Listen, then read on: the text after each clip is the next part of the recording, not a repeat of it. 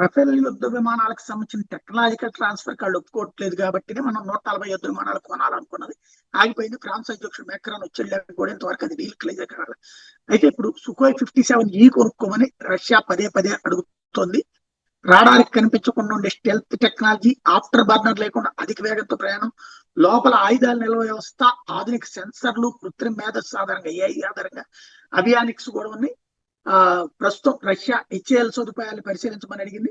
మన హెచ్ఏఎల్ ని చెక్ చేసింది. తయారీకి హెచ్ఏఎల్ బాగానే ఉందని చెప్పింది. దాదాపుగా ₹1,00,00,000 పైన ఉన్నటువంటి డీల్ కాబట్టి మాతోనే కుదుర్చుకోమని అడుగుతోంది. అయితే మన భారత వాయుసేన 31 స్క్వాడ్రన్లు మాత్రమే ప్రస్తుతం 42 స్క్వాడ్రన్లు అవసరం. చైనా, పాకిస్తాన్ రెండు వైపుల ముప్పు ఉన్న నేపథ్యంలో పాత విమానాలు MiG-21 తీసేస్తున్నటువంటి నేపథ్యంలో త్వరగా పూడ్చడం కోసం రఫేల్ అని కోరుకుంటే రఫేల్ ఏమో డైరెక్ట్ గా ఆ టెక్నాలజికల్ ట్రాన్స్ఫర్ ఇవ్వనంటుంది. ఈ నేపథ్యంలో రష్యా ఈ ఆఫర్ ఇస్తుంది. ఇది కనుక జరిగితే భారత్ కి 5th జనరేషన్ యుద్ధ విమానాల సామర్థ్యం లభిస్తుంది. స్వదేశీ AMCA ప్రాజెక్టుకి సాంకేతిక సహాయం, దేశీయ తయారీ రంగం అభివృద్ధి కూడా కీలకంగా మారుతుంది.